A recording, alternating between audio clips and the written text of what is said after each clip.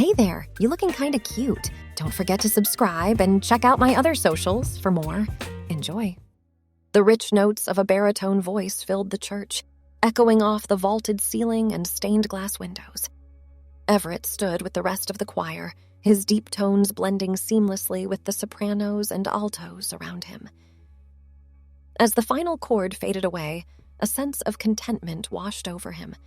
There was nothing quite like the feeling of harmonizing with others, creating something beautiful that was greater than the sum of its parts. As the choir members began to disperse after practice, Everett gathered his sheet music and water bottle. He was about to head out when he noticed two elderly women approaching him with determined expressions. They were both dressed in floral print dresses and cardigans, their silver hair perfectly coiffed. "Excuse me, young man," the taller of the two said, her voice quavering slightly. "We couldn't help but overhear your singing. You have quite the voice." Everett smiled politely, used to compliments about his vocal abilities. "Thank you, ma'am. I've been singing since I was a kid." The shorter woman nodded approvingly. "It shows, dear. We have a bit of a situation we were hoping you might be able to help us with." Everett raised an eyebrow, curiosity piqued.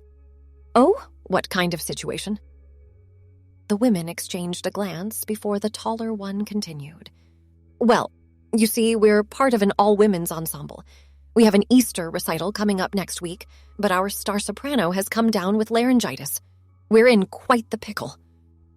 "I'm sorry to hear that," Everett said, still not sure where this was going. "But I'm not sure how I can help. I'm not exactly qualified to be in an all-women's group." The shorter woman waved her hand dismissively. "Oh, pish-posh.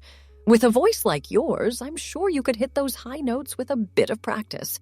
And, well, we were thinking that with the right outfit and a touch of makeup, no one would be the wiser." Everett's eyes widened as realization dawned.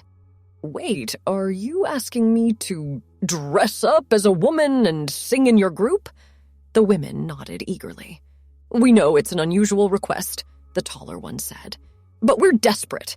The recital means so much to our community, and we don't want to let everyone down. We'd be happy to compensate you for your time, of course." Everett ran a hand through his hair, mind reeling. This was certainly not how he'd expected his evening to go. "I don't know. It seems a bit dishonest." The shorter woman placed a gentle hand on his arm. "We understand your hesitation, dear. But think of it as a performance, like acting in a play. You'd be helping us out of a terrible bind and bringing joy to so many people." Everett bit his lip, considering.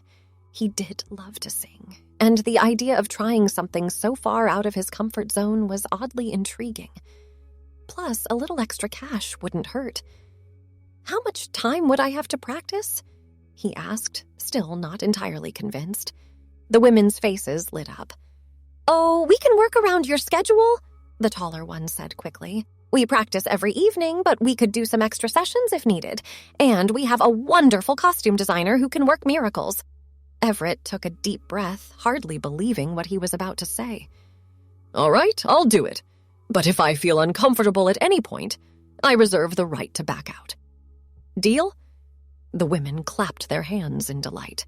"Oh, thank you, the shorter one exclaimed.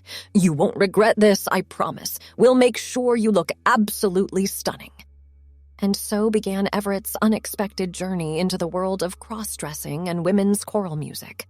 The next week was a whirlwind of activity. Every evening after work, he'd rush to the community center where the ensemble practiced. The group welcomed him with open arms, though a few eyebrows were raised at first. "Don't you worry, honey," said Marge, the costume designer. "By the time I'm done with you, you'll be the belle of the ball." Everett found himself being measured, primped, and prodded. Marge crafted a beautiful emerald green dress that complemented his skin tone and helped create the illusion of curves. She taught him how to walk in heels. It's all in the hips, darling, and apply makeup that softened his features. Meanwhile, the choir director, a no-nonsense woman named Beatrice, worked tirelessly with Everett on his vocal technique. "You've got the range," she said approvingly. "Now we just need to work on your resonance. Think light and airy, like a spring breeze. As the days passed, Everett found himself growing more comfortable in his new persona. He chose the name Evelyn for his alter ego, and the other women in the group quickly took to calling him Evie. There was something liberating about stepping into a completely different role, exploring a side of himself he'd never known existed. The night of the recital arrived all too quickly. Everett stood backstage, heart pounding, as Marge made some last-minute adjustments to his wig. "You look gorgeous, darling," she whispered, giving his hand a squeeze. "Now go out there and knock 'em dead." Everett took a deep breath and stepped onto the stage with the rest of the ensemble. The church was packed, faces turned expectantly towards the group. For a moment, panic threatened to overwhelm him. What if someone recognized him? What if his voice cracked? But then the pianist began to play, and all his worries melted away. Everett opened his mouth and let the music flow through him. His voice soared pure and clear, blending perfectly with the other women. As they moved through their repertoire of Easter hymns and spring-themed songs, Everett felt a sense of joy and freedom he'd never experienced before. When the final note faded away, there was a moment of silence before the audience erupted into applause. Everett's chest swelled with pride as he took in the standing ovation. He'd done it. He'd actually pulled it off. As the group made their way off stage, Everett was surrounded by his fellow singers, all offering hugs and congratulations. "You were amazing, Evie," gushed one of the altos. "Are you sure you can't stay with us permanently?" Everett laughed, feeling giddy with relief and excitement. "Thank you, but I think this might be a one-time performance for Evelyn." After changing out of his costume and removing his makeup, Everett slipped out of the dressing room, ready to head home and collapse into bed. But as he made his way through the lobby, a voice called out to him. Excuse me, miss." Everett turned, surprised to see a tall, handsome man with dark hair and striking blue eyes hurrying towards him. He was about to correct the man's mistake when he realized he was still wearing the emerald green dress. In his haste to leave, he'd forgotten to change. "Yes," Everett said, pitching his voice higher and silently thanking Beatrice for all those vocal exercises. The man's face broke into a dazzling smile. "I just wanted to tell you how much I enjoyed your performance. Your voice is absolutely incredible." Everett felt his cheeks grow warm. "Oh, thank you. That's very kind of you to say. I'm Landon, by the way," the man said, extending his hand. "I don't suppose you'd be interested in grabbing a coffee sometime. I'd love to hear more about your musical background." Everett's mind raced. He should politely decline and make his escape. But there was something about Landon's earnest expression that made him hesitate. I'm flattered, but I'm not really available for dating at the moment." Landon's smile faltered slightly, but he quickly recovered. "Oh, no pressure at all. I just love to chat about music. Maybe we could hang out as friends. I've got a pretty awesome slot car set up at my place if you're into that sort of thing." Everett blinked, thrown by the sudden shift in conversation. "Slot cars?" Landon's eyes lit up. "Yeah, you know, those little electric cars that race around a track. I've got a whole course set up in my garage. It's a blast." Despite himself, Everett found his interest piqued. He'd loved playing with slot cars as a kid, but hadn't thought about them in years. And Landon seemed genuinely nice. "You know what? That actually sounds like fun," Everett said, making a split-second decision. "But I should probably change first, and, there's something I should probably tell you." Landon looked at him quizzically. "Oh?" Everett took a deep breath. "My name's not actually Evelyn, it's Everett, and I'm a man." There was a moment of stunned silence as Landon processed this information. Then, to Everett's surprise, he burst out laughing. "Oh man, I thought something was a little off. No offense, but you're a bit tall for a woman. I just figured you were really good at walking in heels." Everett couldn't help but join in the laughter, relief washing over him. "You're not upset?" Landon shook his head, still chuckling. Nah, man, I'm a little disappointed I won't be getting that date, but I'm more impressed than anything. You've got some serious pipes, and hey, the offer to hang out and play slot cars still stands if you're interested. No dresses required. Everett grinned, feeling a weight lift off his shoulders. You know what? That sounds great. Just let me go change, and I'll meet you outside in 10 minutes. As Everett hurried back to the dressing room, he marveled at the strange turn his life had taken. Who would have thought that dressing up as a woman for a choir performance would lead to making a new friend? An hour later, Everett found himself in Landon's garage, hunched over an elaborate slot car track. The two men had hit it off immediately, bonding over their shared love of music and competitive spirit. "Oh, come on," Everett groaned as his car flew off the track on a particularly sharp turn. "How do you make it look so easy?" Landon laughed, expertly guiding his car around the curve. "Years of practice, my friend, but you're getting better. "Want to go again?" As they set up for another race, Everett found himself opening up about the events that had led him to this moment. Landon listened with fascination as Everett recounted the elderly women's request, the whirlwind of preparation, and the exhilaration of the performance. "That's wild, man," Landon said, shaking his head in admiration. "I can't believe you had the guts to go through with it. But I'm glad you did, or we might never have met." Everett smiled, feeling a warm glow of friendship. "Me too. You know, when those ladies first approached me, I thought they were crazy. But now, I'm kind of glad I said yes. It's been an eye-opening experience." Landon nodded thoughtfully. "Sometimes the best things in life come from saying yes to the unexpected. So, you think you'll keep singing with the group?" Everett laughed. "As Everett, maybe. I think Evelyn's ready for retirement, but who knows? Life's full of surprises." As the night wore on and the slot car races continued, Everett found himself feeling truly content. He'd stepped out of his comfort zone, faced his fears, and come out the other side with a new friend and a renewed passion for music. Who knew what other adventures life might have in store? The weeks following the Easter recital were a whirlwind of activity for Everett. Word of his performance had spread, and he found himself fielding requests from other choral groups in the area. While he politely declined the offers to perform in drag again, he did agree to a few guest appearances as himself. His friendship with Landon blossomed as well.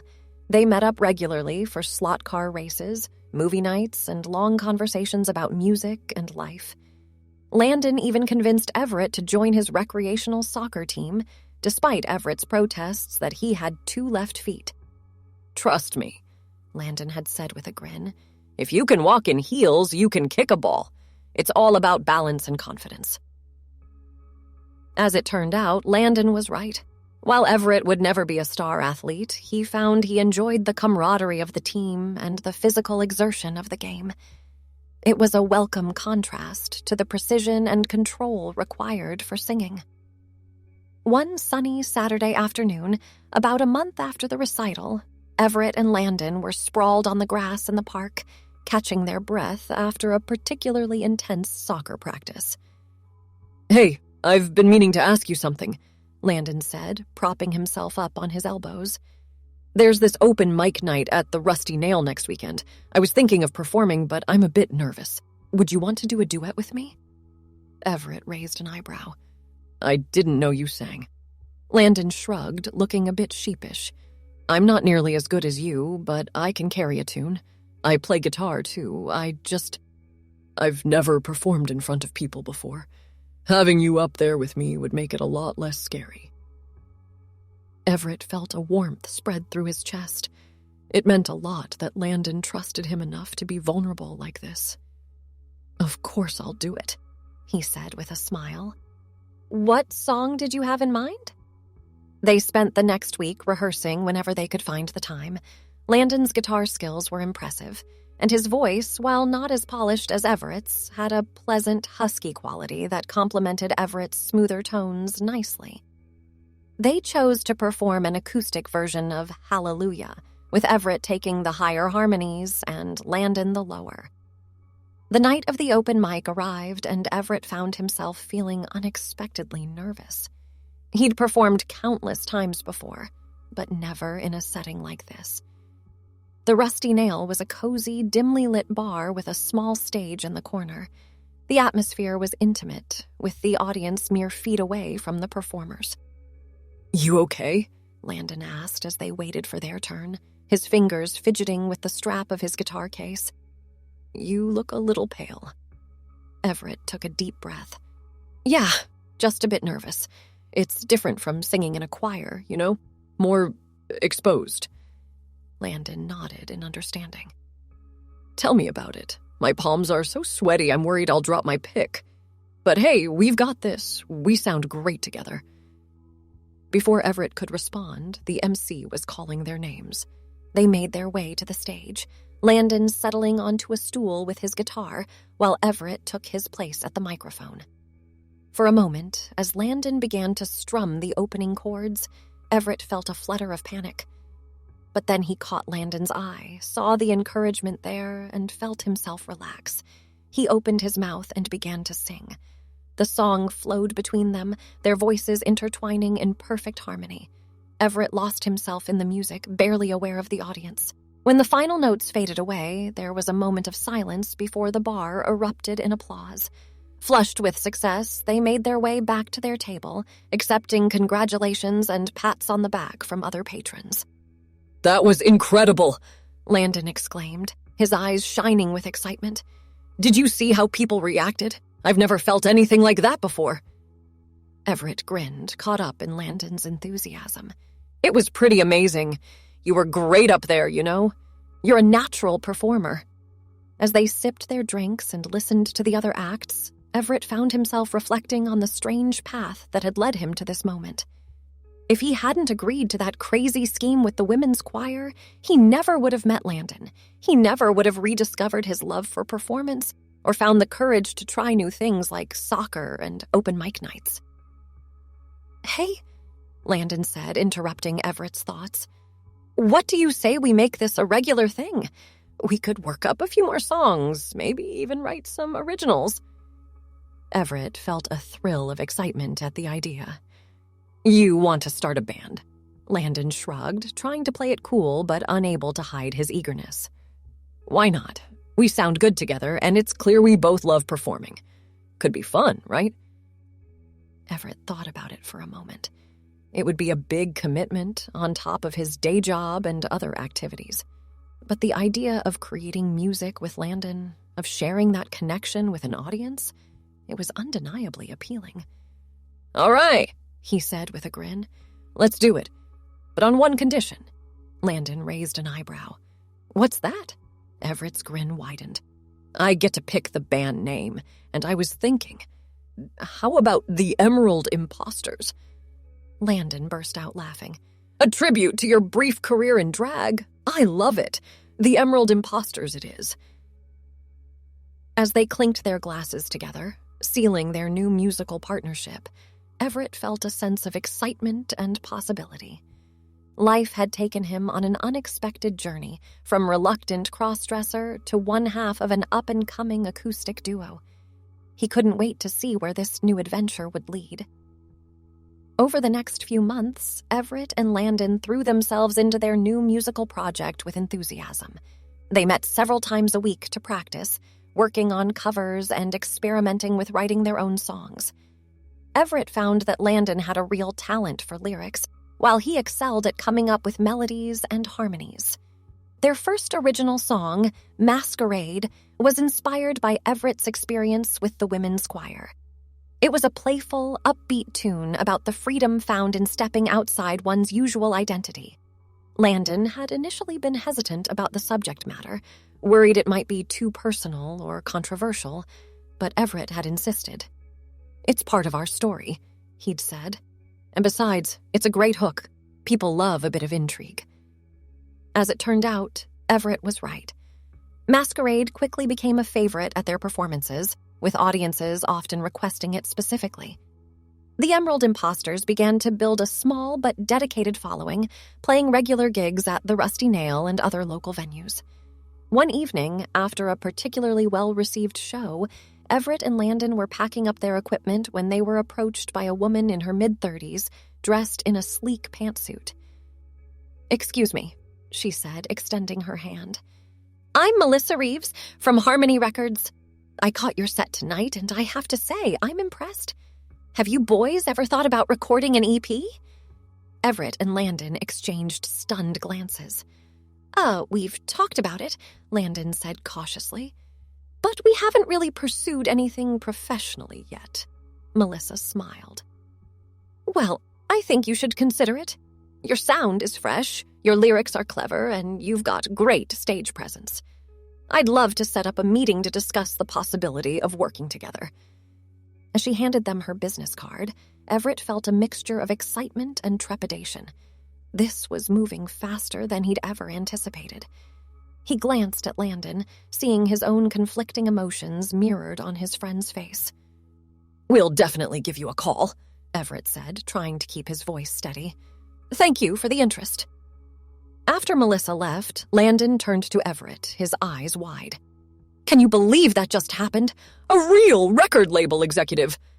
Everett nodded, still processing. "It's incredible. But Landon, are we ready for this? I mean, we both have day jobs, and this would be a big step." Landon's excitement dimmed slightly. "You're right. It's a lot to consider. But Everett, think about it. This could be our chance to really make something of our music. To reach a wider audience." Everett bit his lip, considering. The practical part of him was screaming caution, reminding him of the stability of his current life. But another part, the part that had said yes to singing in drag and starting a band in the first place, was urging him to take the leap. "Let's sleep on it," he said finally. "We can talk it over tomorrow with clear heads." That night, Everett tossed and turned, his mind racing with possibilities and worries. He thought about the joy he felt when performing, the rush of creating something new. He thought about the risks, the potential for failure, the changes it would mean for his life. As the first rays of sunlight began to peek through his curtains, Everett came to a decision. He reached for his phone and sent a text to Landon. "Let's do it. Let's make an EP." The response came almost immediately. "Yes, I was hoping you'd say that. Coffee in an hour to strategize?" Everett smiled, feeling a mix of nerves and excitement. "See you there." As he got ready to meet Landon, Everett reflected on the journey that had brought him to this point.